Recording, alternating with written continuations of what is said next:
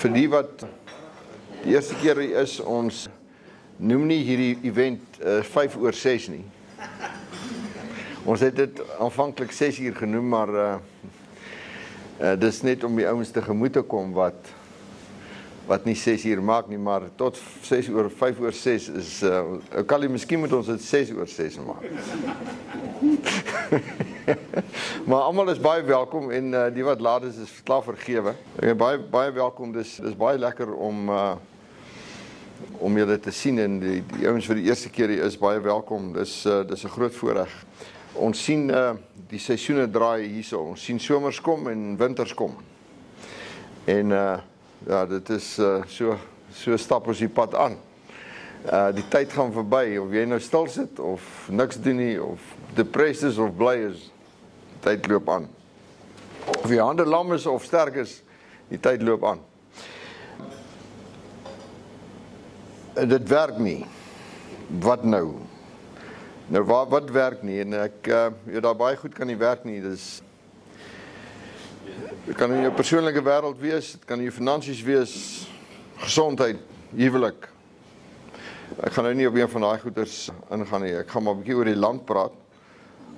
Want dis die maklikste. Dis alwaaroor ek kan praat, as dit gaan oor die ander goedes, dan sukkel ek. Want ek weet min daarvan.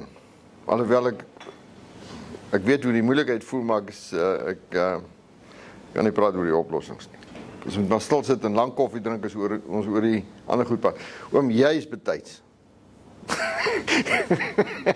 Hy kom van ver af, en dan boel ek hom altyd bietjie as hy hier so is.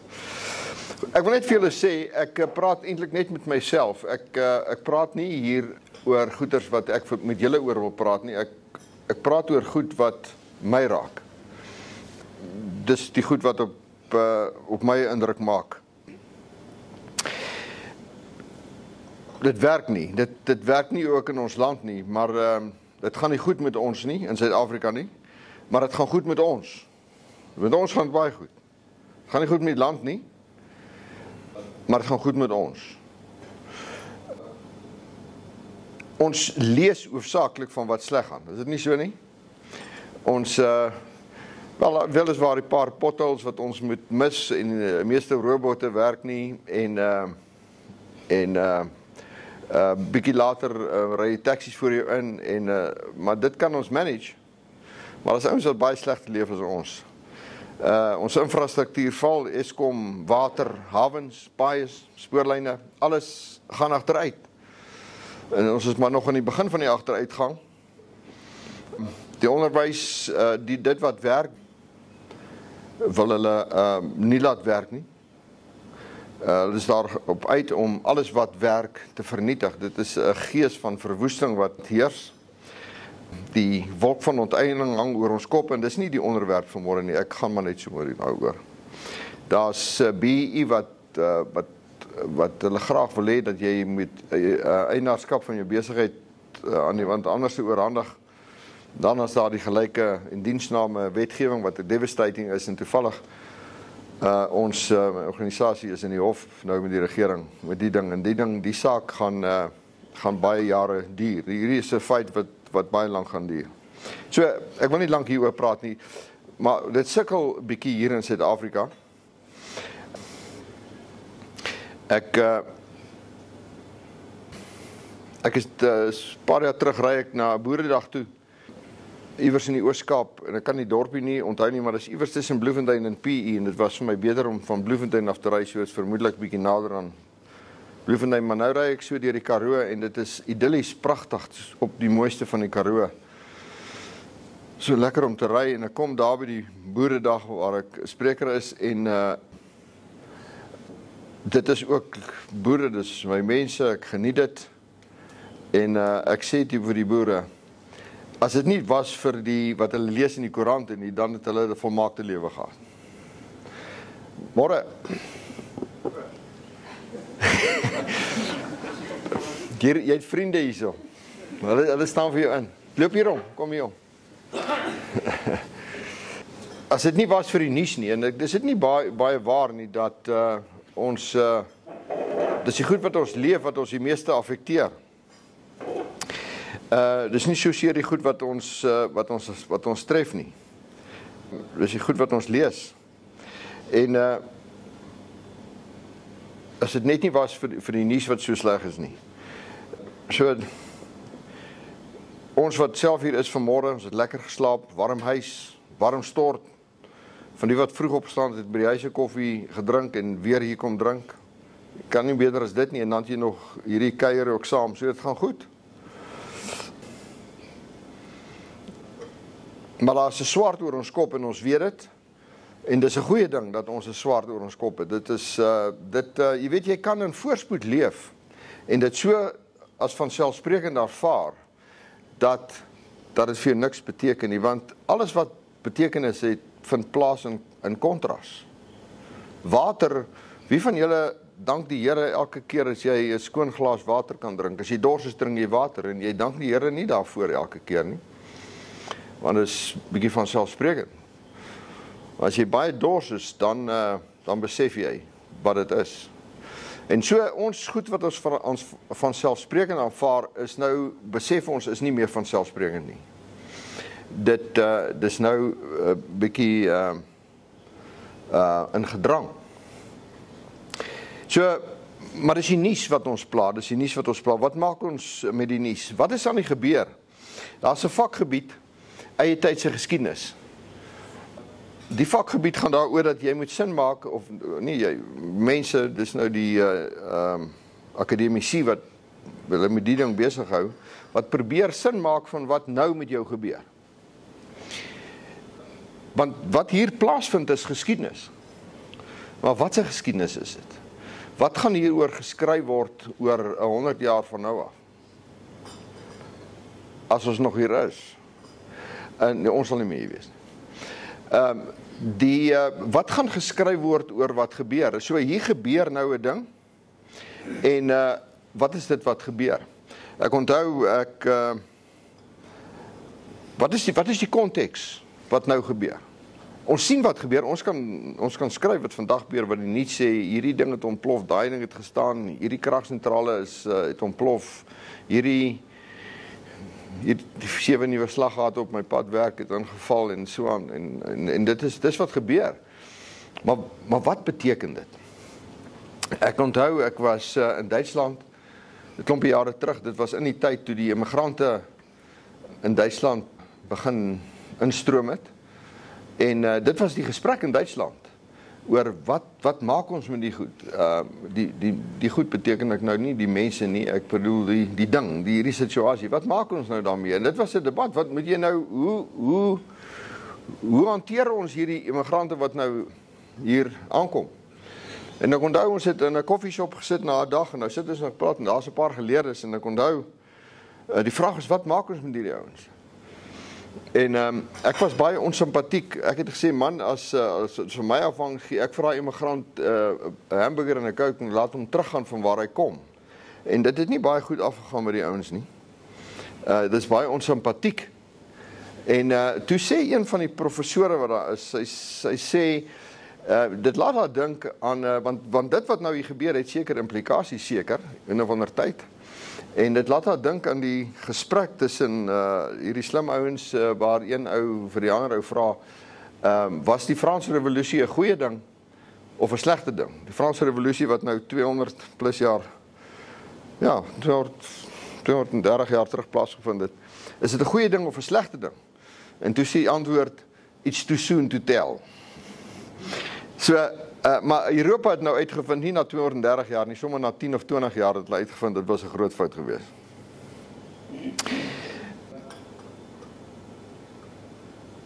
Bring ons nader aan waaroor ek vanmôre praat. In 1940, toe begin van die Tweede Wêreldoorlog, was daar 340.000 Franse en Britse soldate vasgekeer by 'n Noord-Franse kusdorpie Duinkerken of Dunkirk.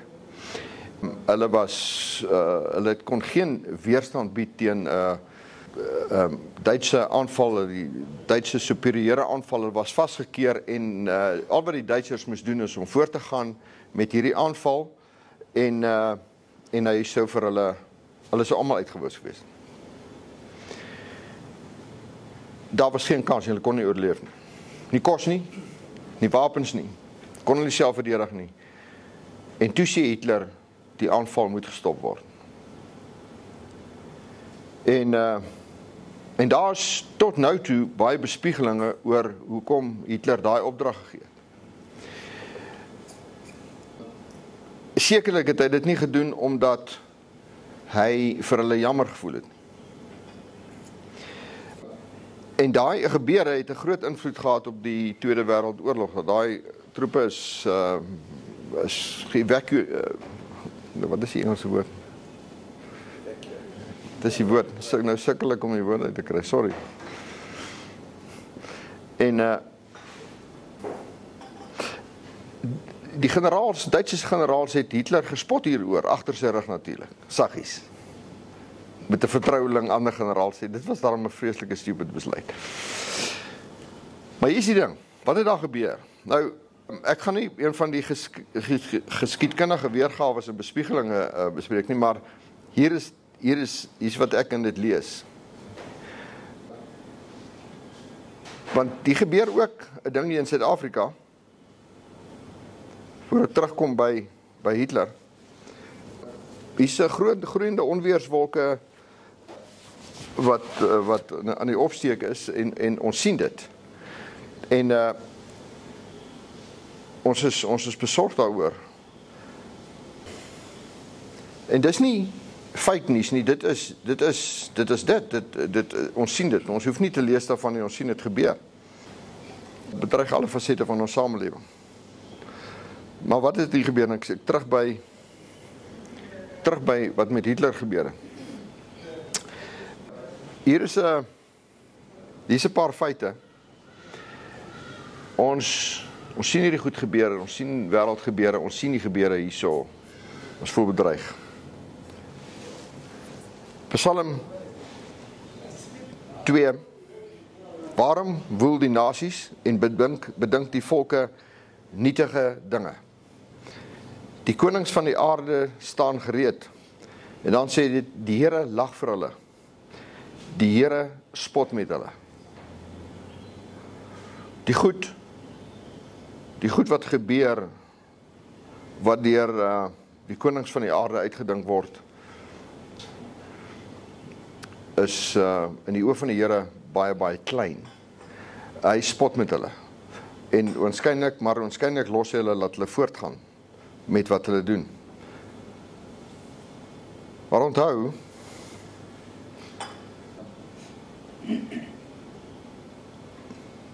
die woord in Spreuke wat sê, die hart van die koning is in die hand van die Here. Dit is soos waterstrome, hy lei dit waarheen hy wil. En daarom lag die Here vir hulle. Die konings van die aarde, ons heersers, hulle maak planne, hulle dink goeders uit. So, wat het gebeur toe Hitler sê, stop die aanval? En niemand kan verklaar hoekom hy dit sê nie. Daar's een verklaring daarvoor, is dat die Here vir hom gesê het, stop dit. Hy het dit waarskynlik nie beleef as die stem van die Here nie. Hy het waarskynlik 'n ander selfsugtige rede gehad en hoekom hy dit gedoen het. Miskien wou hy sy generaals wat hierdie aanval beplan het net 'n punt wys, dat as hy sê moet dit nie doen nie, dan kan dit nie doen nie. Ons weet nie hoe dit besluit nie, maar die hart van die Here, die hart van die koning is in die hand van die Here soos waterstrome.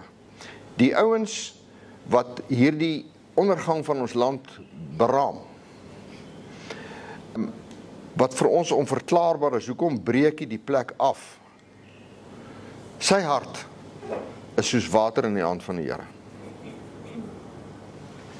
Die Here kan nou dit draai. Die Here kan hierdie regering tot 'n val bring. Maar hy doen nie.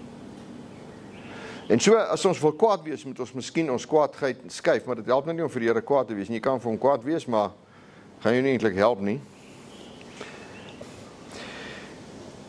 Die profeet Jeremia skryf oor die vernietiging van Jerusalem in die boek Jeremia. Hy skryf baie daaroor en dan in sy leeftyd vind die vernietiging van Jerusalem plaas, 586 voor Christus, en hy skryf as 'n ooggetuie van die vernietiging van Jerusalem, skryf hy die boek Klaagliedere.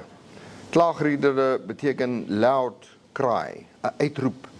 Het julle al gesien as iemand die nuus skryf van iemand wat dood is, wat vir hom baie kosbaar is, daai uitroep, huil uitroep.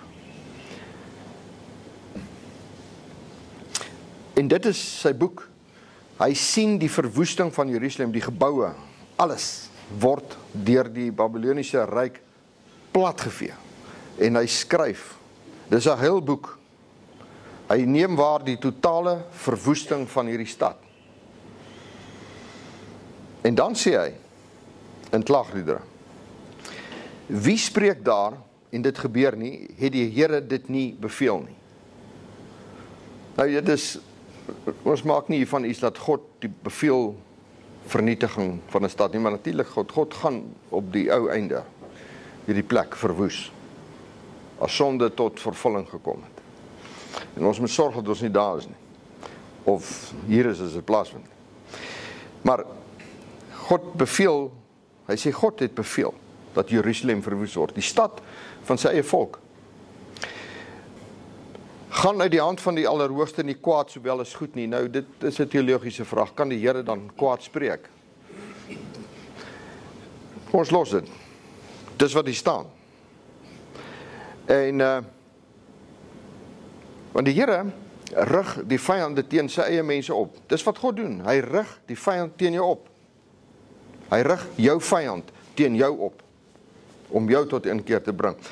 Amos 6 vers 14, want kyk, ek gaan teen julle, o huis van Israel, 'n volk opwek, spreek die Here, en hulle sal julle verdruk.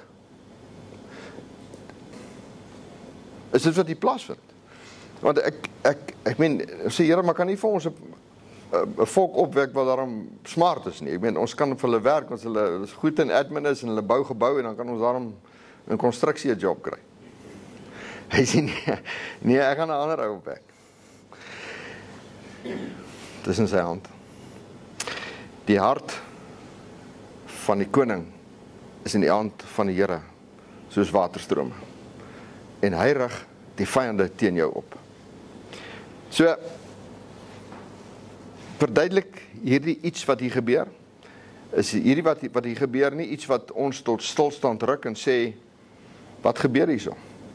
Ons fokus was langtermyn, aftrede, baie geld, dan gaan ons cruise, en dan gaan ons allerlei goedes doen, en ons kinders is ook ryk, ek ryk is en my kinders is ryk, dan dink ons dit gaan goed.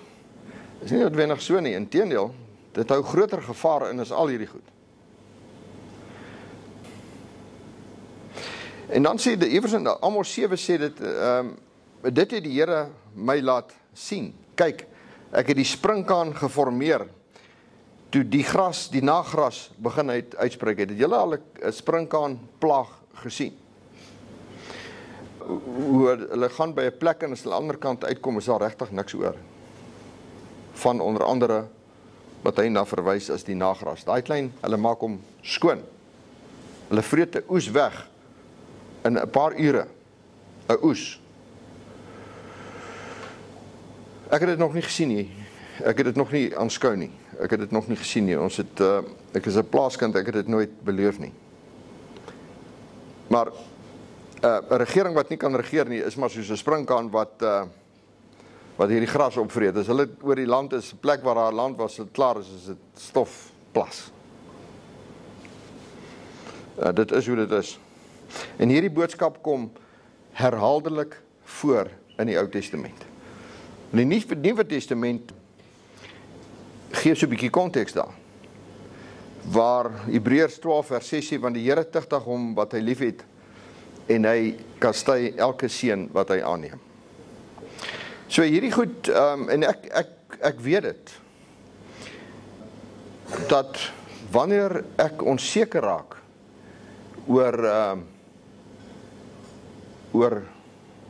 hierdie ou goedjies wat ons so treasure, dan weet ek weet, die Here steur hierdie goed. Want my skuiling, my sekuriteit moet nie in hierdie goed wees nie. En die Here skud hierdie hok goed.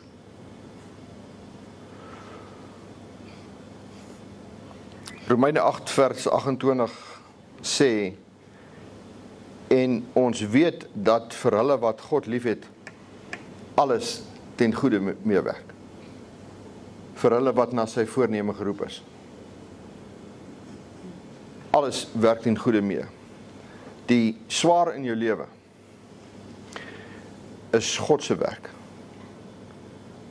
Ou kan sê, ja, maar dit is nie God wat vanmôre voor my ingery het nie. Ek verstaan nie die goed nie. Maar selfs dit is daar om my te laat dink van wat is die werk wat die Here in my lewe wil doen. En julle verstaan, ek praat net met myself hierso. Ek praat net hard. Wat is die werk wat die Here in my lewe doen? So in plaas van en luister, hier sit van my personeel hierso en as julle nou dink ek is vreeslik vroom, ek is nie regtig nie. Dit is nou maklik gewees het as ek op 'n plek praat wat niemand my ken nie. Maar dit kan nou nie hier help nie. Want wat hier gebeur, maak ons vies. Dit krap ons om. Want van die goed wat plaasvind is so sinneloos. Dit maak so glad nie sin nie. En dit hou ons besig, want ons moet iets daaraan doen. Dat ons kwaad word daaroor. En dit is seker normaal. Ongeregtigheid en destruktiewe optrede maak mens kwaad. Maar hier is 'n groter iets aan die werk, iets wat my red eventueel. Want die sekuriteit wat ons op staat maak, is in elk geval baie beperk. As ons aan die einde van die pad kom, dan beteken al die goed wat ons bymekaar gemaak het niks. En dit is 'n wonderlike ding, dink ek, as die Here jou perspektief op daai goed gee, lank voor jou dood, en nie wanneer jy 'n week voor jy dood gaan. En jy besef skielik, hierdie is niks. So, eintlik leef ons in baie kosbare tye. Eintlik leef ons in baie kosbare tye. Dalk gaan ons, in die kwaliteit van ons menswees, gaan daar iets begin uitkom wat baie mooi is. So 'n klaagliedere sê, terwyl hy nou Jeremia hierdie stad sien vergaan, en dan die aard van die saak het mense soos ons gepraat, daai tyd gepraat en sê, wat gaan die band, wat dink jy ons doen hulle? Die Babyloniërs kan nou inkom en hulle kan al hierdie geboue blou, hulle kan net beset die staatsamptenare ten minste ordentlike geboue, waar hulle kan nuwe staatsdiens oprig. En dan dus hierdie tempel ook, hulle kan dit dalk as hulle 'n kerk gebruik vir hulle afgod. Maar hulle slaat alles plat. En dan sê Jeremia, wat klaag 'n mens oor sy lewe? Laat elkeen klaag oor sy sonde. Laat ons weer naspeur en deursoek en ons tot die Here bekeer. Dis, terwyl hy dit sien gebeur, sê hy, kom ons dink anders oor hierdie ding. Hier is iets wat hier uitspeel, wat goed is vir ons. So, wat klag 'n mens dan oor al hierdie goed? Laat hy liewerste introspeksie doen. Dat ek dit so stel, dis die tyd.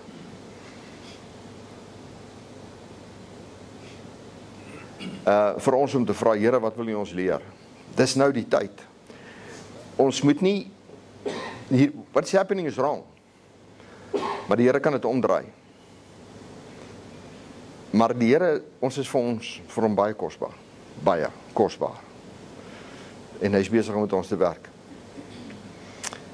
Kali, dis jou beurt. So ek sê ook goeiemôre en het is net voorreg om hier te wees, ek beamoen dit. En my gedagtes kom op die woorde van Lawrence van der Post, Suid-Afrikaner, baie bekend. Jy weet, tussen die Bushmans groot geword, by hulle geleer. En dan het hy 'n enorme impak op hierdie planeet gehad as mens. Ook buite Suid-Afrika. Hy was 'n baie besondere mens. Maar ergens het hy gesê, en ek lees dit in Engels, every man must be his own leader. So ek is my eie leier, né? He now knows enough not to follow other people. So duidelik is daar iets uniek aan wie jy is en hoe jy kies om dit te laat uitspeel. Hoe jy kies om te wees. He must follow the light that is within himself. He must follow the light that is within himself. And through this light, he will create a new community.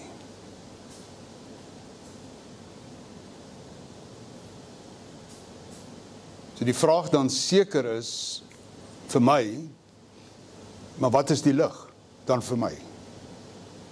Hierdie lig wat ek moet volg, wat is dit? En het ek enigstens dan nog 'n rol of 'n aandeel om te speel binne die konteks van die uniekheid van menswees, die andersheid en hoe besonders elkeen van ons is, hierdie ongelooflike potensiaal in elkeen van ons as mense. Dit wat my kallie maak.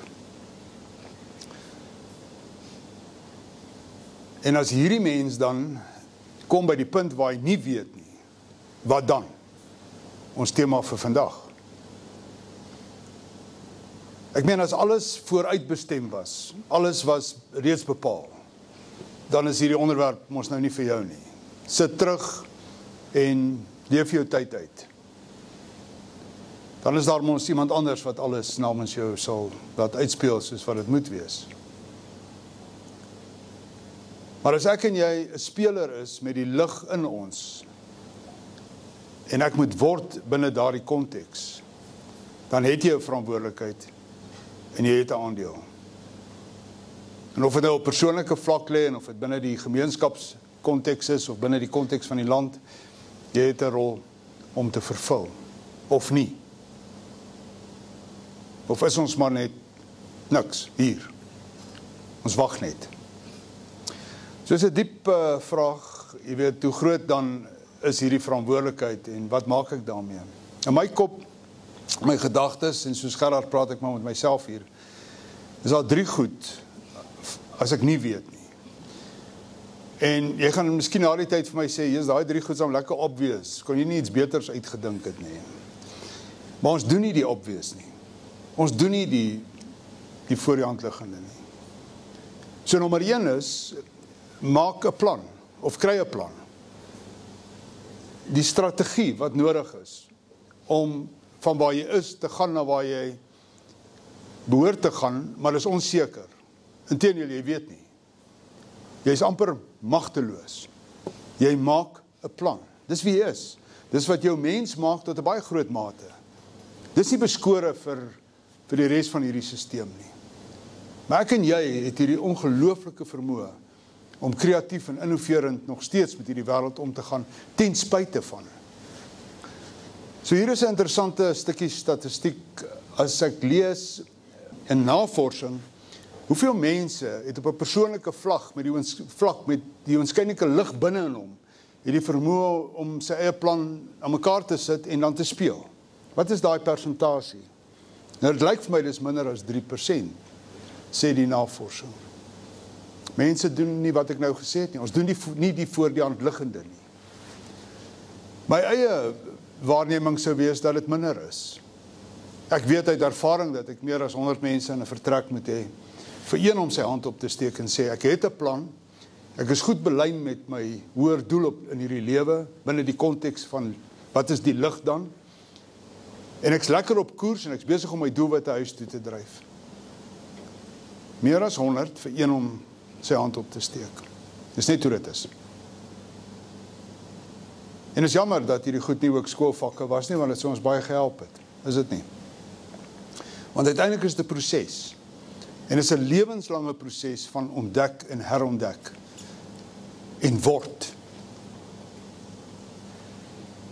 So, as ek vir jou 'n eerste riglyn sou kon gee, wat ek vir myself gee, dan is dit die ongelooflike verantwoordelikheid wat ek het, om te weet wie ek is, waar ek op pad is, hoekom doen jy enigstens nog wat jy doen, en hoe gaan jy daar uitkom, en hoe lyk daai routekaart,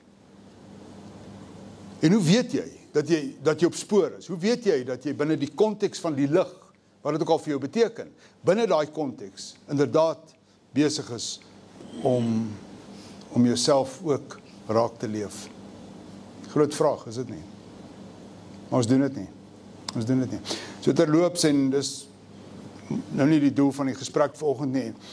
Ek gaan nou in Junie, wanneer Mei maand, 3 maande aande so 'n ding aanbied op selfleierskap, net die ander kant die pad. 3 maande aande, 2 ure. Ek weet nie of julle dit gekry het nie, maar as julle dit nie gekry het, sal ek dit aanstuur. Presies met daai intensie, om vir mense te help, om daai plan aan mekaar te sit, en die proses agter dit. So dis dit. Ek weet reeds, dat ek nie noodwendig baie gaste gaan hê nie. En ek het geleer, ook op die harde manier, dat ons mense, en spesifiek ons wat hier is, ons doen nie selfhelp nie. Ons is nie goed met selfhelp nie. Ons wil nie eintlik gehelp word nie. Inteendeel, ons wil eintlik maar bietjie sukkel, of is dit nie waar nie? En intussen sit ons met al hierdie moontlikhede en al hierdie gereedskap. En ek vra baie keer vir myself, hoekom probeer ek dit nog doen? Hoekom doen ek dit nog, as ek so oortuig is van dit, as dit dan nie regtig hande en voete kry nie? Is dit regtig wie ons is? Met ons rug teen die muur? Of wanneer ons met ons rug teen die muur is, planloos? Ek dink egter, dis nie maar net 'n paar doelwitte nie. Ek dink op die ou einde is dit die vermenging tussen die Engelse woord purpose, met ander woorde die vermenging tussen die rede vir my bestaan en dit wat betekenis in my lewe gee. En dan daardie vermenging ook met die balle wat ek in die lug probeer hou, rondom verhoudings, in my finansies, in my gemeenskap en my gesondheid. En die kuns is om dit een te maak. Jy het net een lewe. So as ek in 'n eerste wenk vir jou iets kan sê, dan sê ek vir jou, maak die plan. Maak 'n plan. Kry 'n plan. My tweede gedagte, ek hoop ek het genoeg oor daai gesê, my tweede gedagte is, as ek nie weet nie, dan leer die lewe my om my intensie bekend te maak. Die lewe leer my om te sê wat ek graag wil. Die lewe leer my om aan die een kant inset te vat en te vra aan die ander kant om ook te sê wat is dit wat ek graag wil doen. En dit beteken letterlik vir my dat ek wat ek wil doen nie net vir jou sê nie of vir Olga sê nie, maar ek sê dit ook vir God. En op 'n baie stil en subtiele manier is ek en God heeltyd in gesprek rondom wat ek behoort te doen, wat ek wil doen en wat belangrik is vanuit my perspektief. Net soveel as dat ek bereid is om te luister na wat is belangrik vanuit sy perspektief. Net soveel as wat ek dink dis belangrik dat ek ook hoor vanuit jou perspektief. Wat is dit wat ek behoort te doen en wat is dit wat ek behoort te wees? Met ander woorde, iets wat ek nie meer groot geword het nie. Iets wat vir my bitter moeilik was om inset te vat, my hele lewe lank. Lone Ranger, in die ekstreem. Jy sal my nie beat nie. Moes op die harde manier ook leer hoe belangrik dit is, nie net om inset te vat nie, maar ook om te kan verwoord wat jy graag wil hê. As daar 'n God is,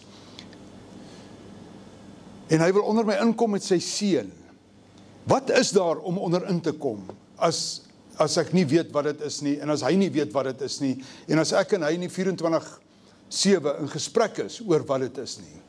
Wat is daar? Dis 'n ligleegte.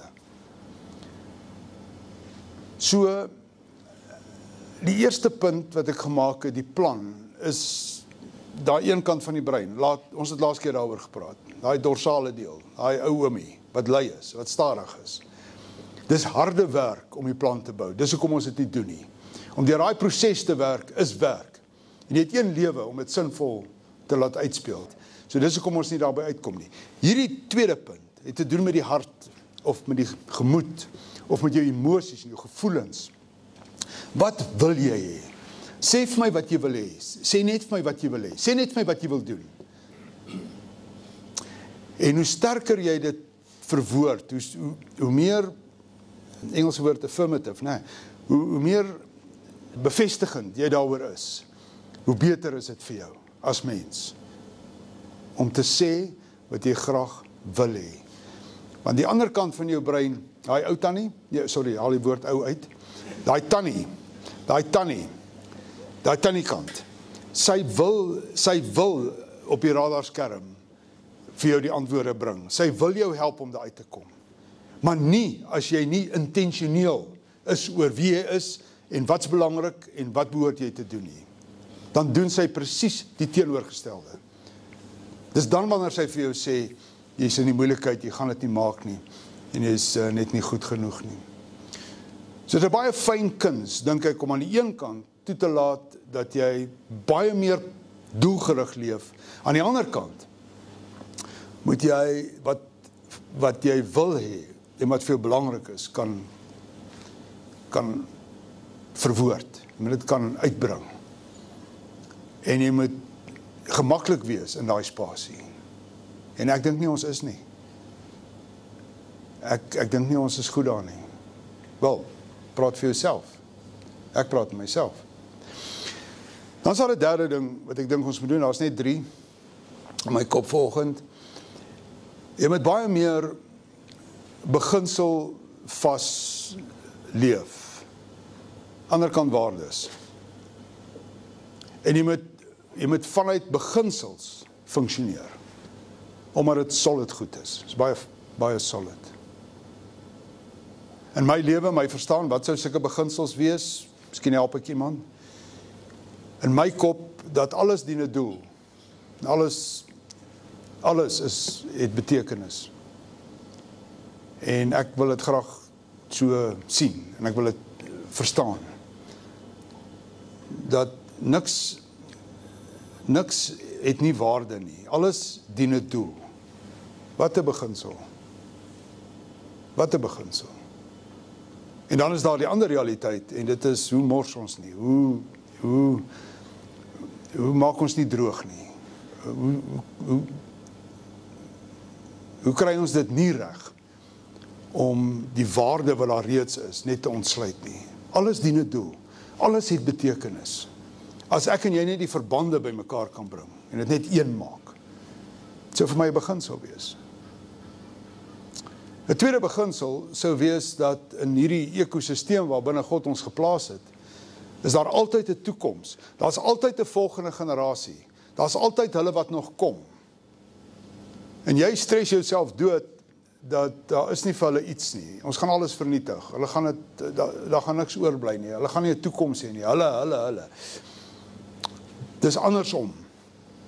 In die sisteem is daar altyd 'n volgende generasie. Maar daar sal nie een wees as ek en jy hooploos deur hierdie wêreld gaan nie. Daar sal nie een wees as ons nie die hoop, met ander woorde die positiewe en regte ingesteldheid het tot lewe nie. Ja, maar die donker wolke hang oor ons, die punt wat Gerard baie goed gemaak het vanoggend weer. En daar's hierdie grys en dis hierdie onsekerheid. Wel, dis die punt. Dis binne in die onsekerheid en binne in die donker, wat ek en jy word 'n lewende hoop met 'n positiewe ingesteldheid en 'n lus vir die fight. Maar as ons dan bestem vir hierdie geveg, ja, ons is bestem vir dit. Dis wie ons is. Is daar dan nog 'n God? Ja, figure dit uit.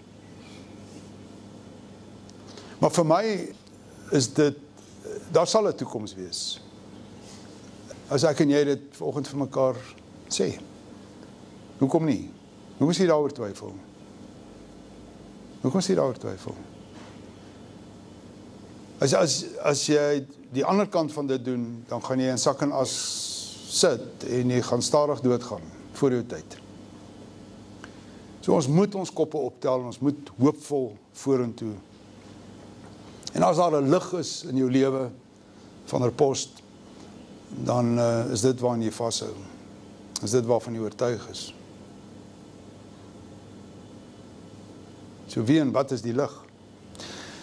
Ek dink 'n derde beginsel ek dink Gerard ook lekker by aangesluit, en dit is, ek en jy groei wanneer ons geïnhibeer word, wanneer ons swaar trek.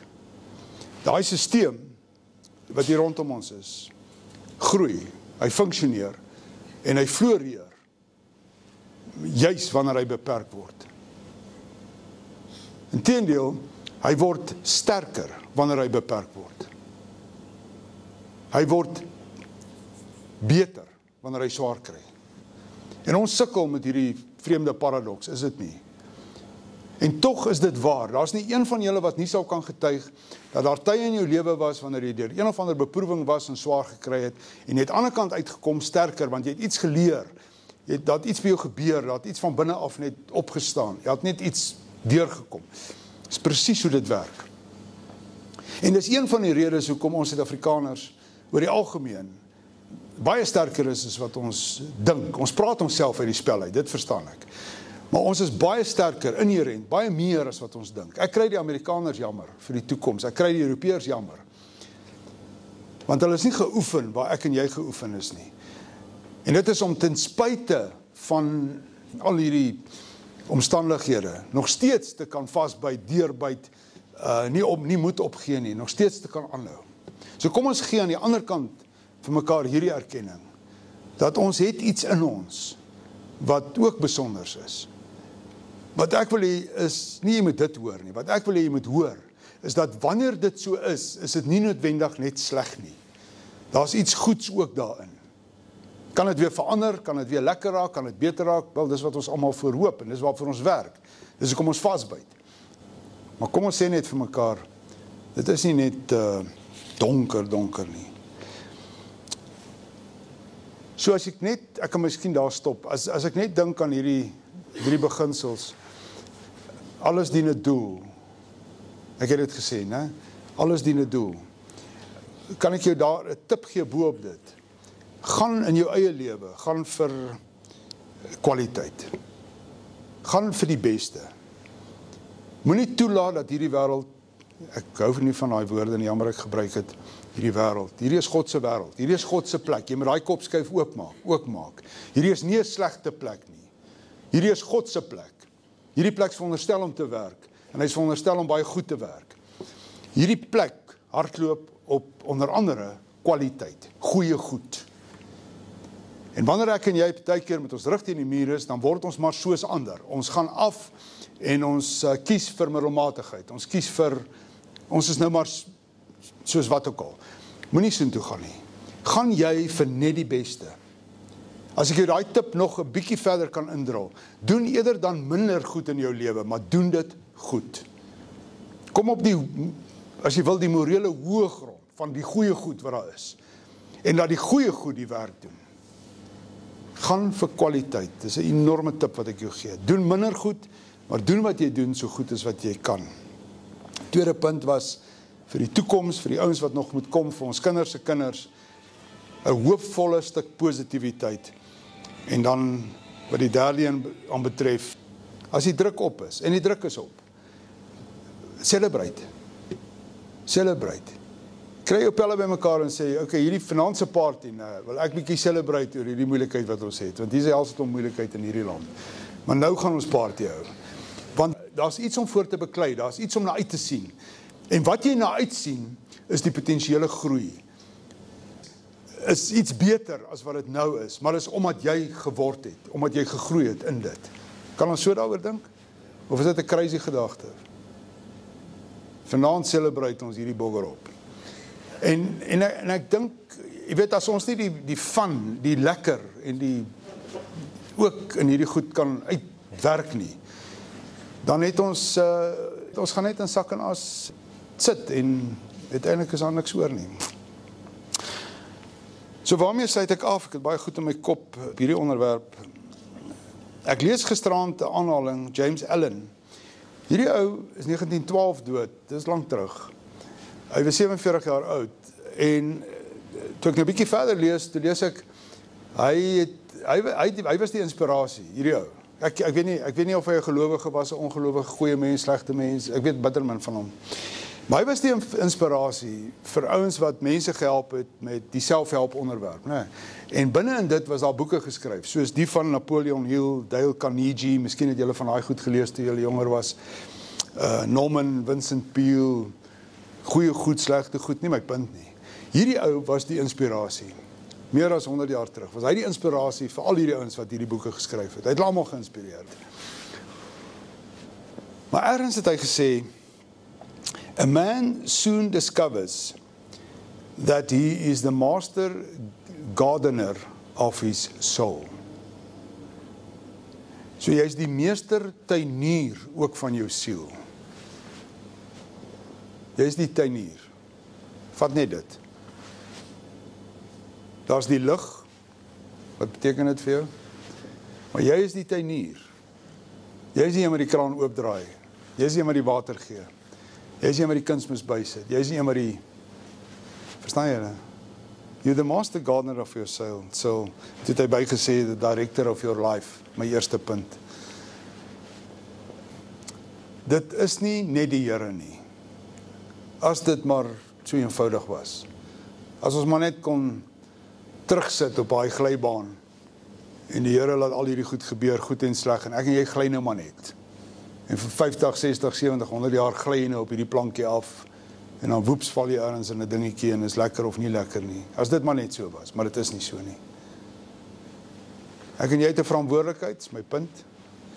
Jy kan nie wegkom van dit af nie. Jy kan hardloop, maar jy gaan nie wegkom van hierdie een af nie. Jy het 'n verantwoordelikheid. Jy is God se speler hier. En as jy ouderdom is, kan jy nog altyd terugkom as 'n impakspeler. Net so laaste. Moenie moet opgee nie. Moenie moet opgee nie. Moenie bang wees vir die donker wolke nie. Dis wanneer ons groei. Ons word sterk. Ons word al hoe sterker. En daar is 'n toekoms vir ons kinders. Se kinders. Natuurlik is daar 'n toekoms. Hoekom sal jy dit nie glo nie? Dink jy jou oupas en oumas wat min of meer hier in die depressie gebore was, dink jy hulle het nie julle ouers en of grootouers? Dink jy dit was makliker? Come on. Daar is 'n toekoms. Hier is ons. Dit is net aanhou werk. Hard werk. As ek jou 'n tip kan gee, vat verantwoordelikheid vir die plan. Dit is lankal bewys dat mense wat meer doelgerig leef, is gelukkiger mense en hulle is baie meer suksesvol as ons wat nie 'n plan het nie. Dis nie 'n debat nie. Dis nie, ek hoef jou van niks hier te oortuig nie. Inteendeel, die statistiek sê 'n mens wat 'n plan het, is na alle waarskynlikheid min of meer 35% gelukkiger as mens. Geluk moet dan seker gedefinieer word, né? Maar hulle is na alle waarskynlikheid ook 50% meer effektief in die lewensreis. Ek kan vaar dat daar baie maniere is om die plan te skryf. Baie keer kan jy van hierdie goed in jou gedagtes doen. As jy goed geraak het daarmee, kan jy dit doen anders, maar baie van ons het nodig om 'n pen en papier te vat en maar te skryf. En dan word jy goed. En dis een van die goed wat ons kan doen as mense. Ek mis dit so 'n bietjie op nasionale strategiese vlak in ons eie land. Die plan wat sinvol huis toe gedryf word. Ek dink nie ons maak dit in terme van die implementering van wat moontlik daar is nie. En ek is nie altyd oortuig dat dit wat daar is noodwendig die beste nie. En dis hoekom ons swaar kry. Selfe argument. Dis hoekom mense nie glimlagte op hulle gesigte het nie, want dit gaan nie goed nie. En dis hoekom mense hoekom ons nie effektief is nie. Ons is nie naaste by so effektief soos wat ons kan wees as 'n nasie nie. Kom ons sê dit maar vir mekaar. Nie eers naaste by nie. Hierdie massas, miljoene mense wat doelloos rondhang en wat geen sinvolle dagse werk doen rondom hulle eie voortbestaan nie. Die samelewing was nie bedoel om so te wees nie. So hierdie plek moet werk. Wie laat hom werk? Ek laat hom werk. Waar? Ja, waar die tekkie en die teer by mekaar kom. Wanneer? Elke dag. Ja, maar dis druppeltjies in die emmer. Wel, dis die punt. So baie sterkte. Die waarde van hierdie gesprekke lê daarin dat ons om die tafel praat. Dis nie ek en Gerard wat eintlik baie skerp is hier nie. Die waarde lê in hierdie gesprek, daai gesprek. Sterkte, geniet die week op hande. Kom 'n paar vakansiedae, lyk dit my.